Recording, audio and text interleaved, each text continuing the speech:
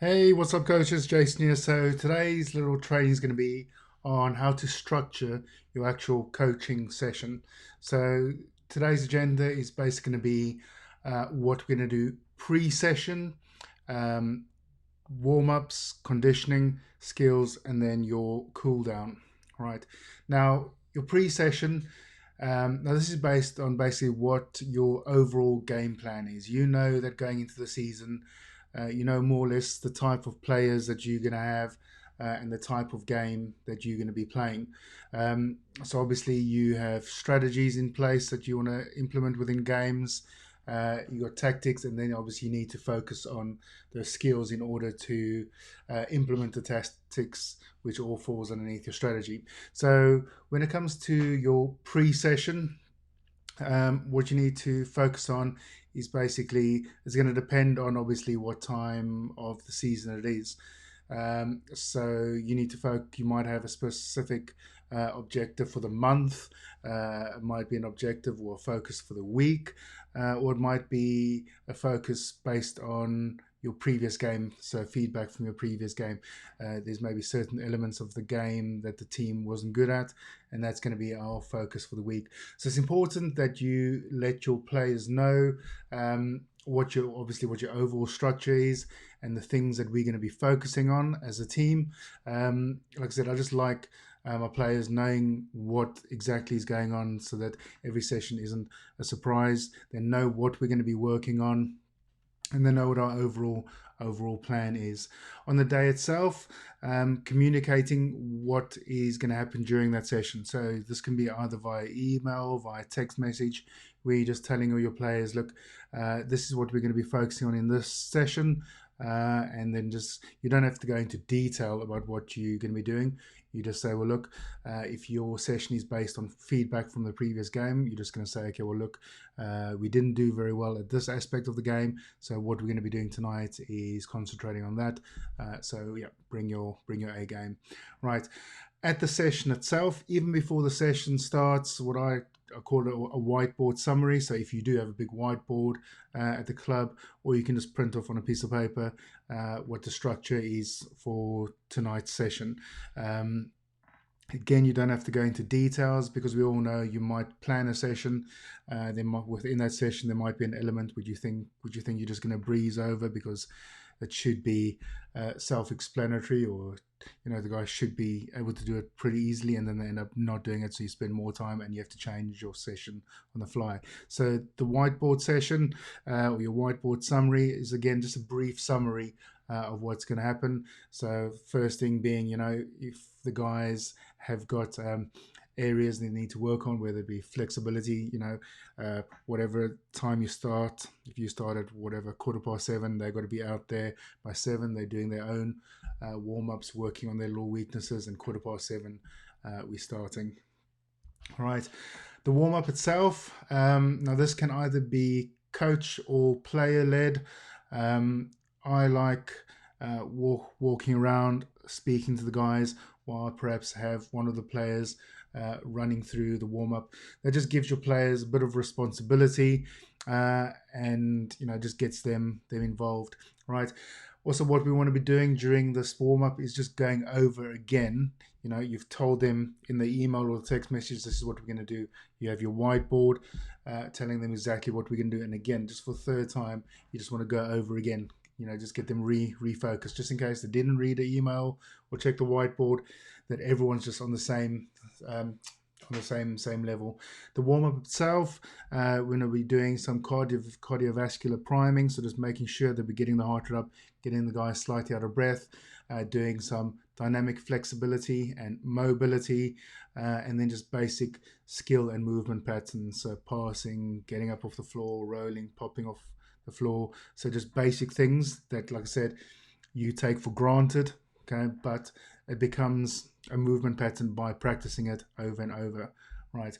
Not just for a couple of weeks and then forget about it and think that's going to stay fresh within their movement patterns. Just every single session, practicing that, just basic passing, practicing evasive moves, practicing popping off the ground, right?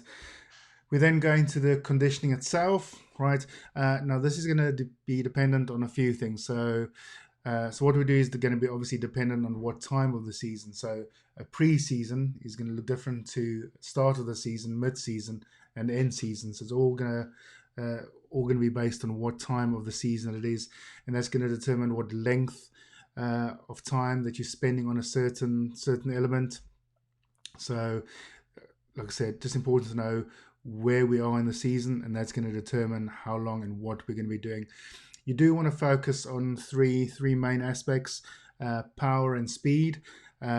So I always like getting that done as soon as possible. So in order to develop power and speed, your muscles and your players need to be fresh. So there's no use practicing speed or power training towards the end of the session. They're already fatigued, so you're not going to get the best out of them. So once they've done their warm-up, or even within the warm-up, you can incorporate some power and some speed moves.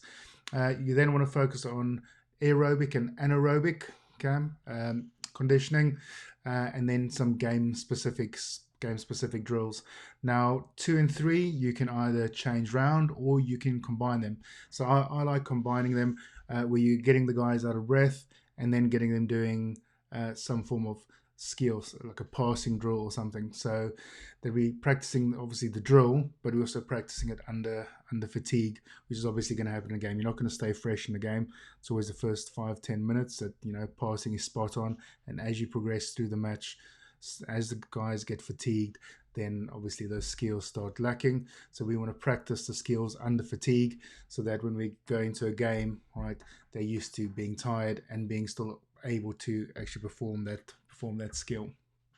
Right, then we go into this actual skill part of the session, and again, the skills that you're going to be practicing is again based on your overall game structure. So if you a team that you don't have a lot of big players, we know that we're going to be more mobile. So the skills that we are going to practice is going to reflect your overall game structure. We want to make sure that we're always keeping things fresh, so that you aren't just doing the same drills over and over.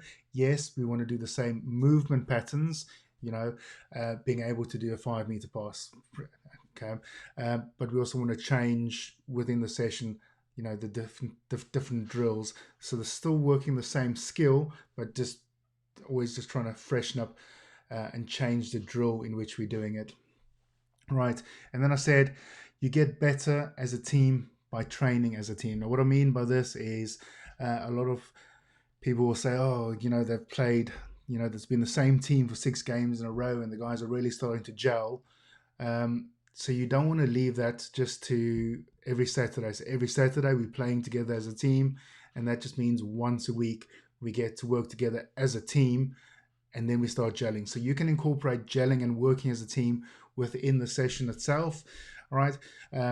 So whether that be forwards working together, so an A team, B team, forwards and working against each other, an A team versus the full B team working against each other. So you want to be playing as a team, and where possible, playing game scenarios. So it doesn't have to be full on contact, but just playing game scenarios as a unit, as a forward or a back unit, or as a full team, so that you guys get used to playing as a team together. So you get to know each other a little bit better within a game situation instead of just a training situation. So start knowing how the guy next to you thinks, and that's obviously going to help within a game, because more or less how a guy's going to react, so you can preempt and get on the ball or get into position.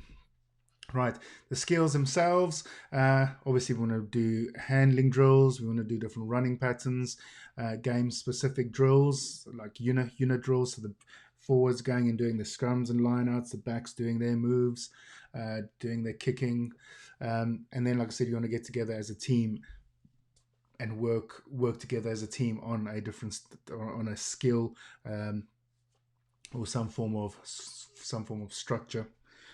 Right, cooldown. Okay, so again, this can either be player or coach led. Again, I like getting a player involved, running through all the different little movements we're going to be doing.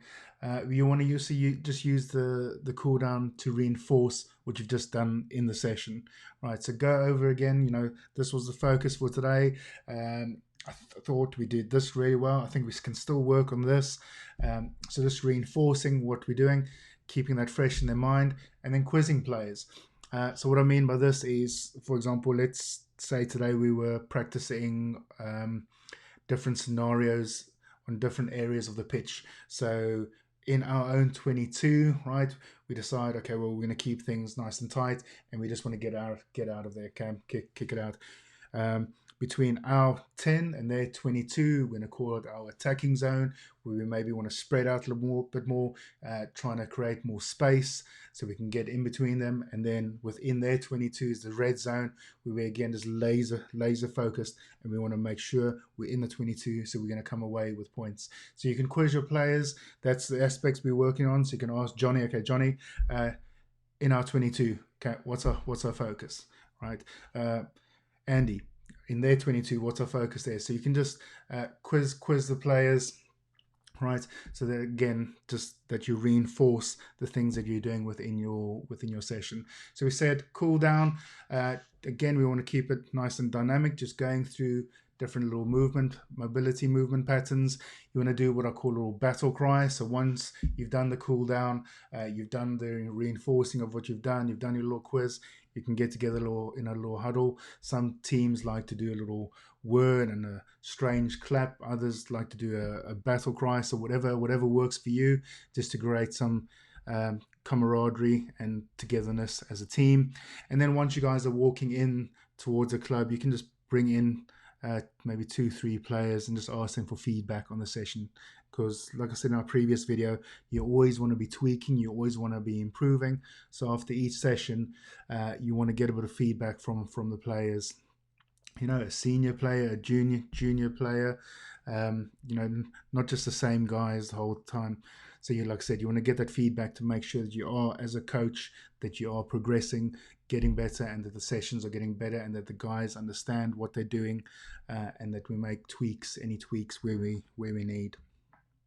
All right. So our action items, we said there were 4 little elements that we were working on. The first one was the pre-session. So we said, based on where we are in the season, what our structure is, you might have a focus for the month or the week, or based on the previous week's game. You want to let the guys know what skills on the day, what skills and things that we're going to be working on. You can do this via text or email, and then at the session itself, we have a little whiteboard session where again you're just going to emphasize what we're going to be working on. Your warm up, we said this can be player led or coach led. Again, you want to go over what you're going to be doing within the session, right? You want to be doing a dynamic mobility and flexibility work, basic movement patterns. You then go into your conditioning, and again we said what we're going to be doing, the length of time we're going to be doing it for is going to be determined by what phase of the season that you're in. But you want to be working on a bit of power, a bit of speed, and you want to do that early within the session, and then you want to be doing some anaerobic, aerobic, and then skill training. Okay. Then the skill session itself, right, again based on what our structure and what our tactics are going to be, and we said we want to be working together as a team to get this team gelling together. So where as much as possible, yes, you want to maybe have a clear focus, intense focus on a certain skill, all right, and just do a drill on that. But again, as soon as possible, you want to get into a team situation so that the guys are constantly playing together as a team, whether it be as a full team, forwards and backs, or in the individual units. Like I said, so they get to know each other and they start gelling. Your cool down, like I said, you just want to either, again, player or coach led. You want to be reinforcing what we did within the session, and again within the session what we did well and what we need to work on a little bit more. You want to quiz the players to make sure that they were paying attention. You want to do your battle cry, and then get some player feedback just to make sure that you are progressing as a coach and making your sessions better. Right. So that is it, I think. Yep. So if you want the PDF of this, all you need to do is just send me an email, jason@rugbyfit.co. That's rugbyfit.co, not com.co. Just send me an email and then let me know that you want the PDF.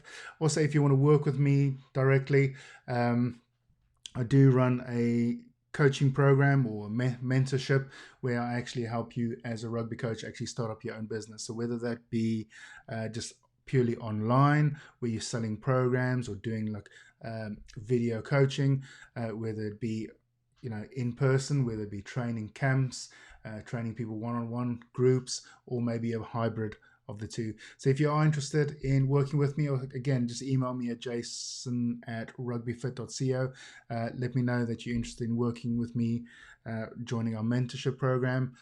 Just let me know. And like I said, if you just want the PDF, again, just email me at the same place, jason@rugbyfit.co, and just let me know that you want this PDF, so you can add this to your little Rugby Fit Coach little folder. Right, but that's going to be it for today. If you have any questions, just drop them below the video, and then I'll try and answer it in the next video, or get hold of you directly. Right, have an awesome day, guys, and then I will speak to you soon. Bye.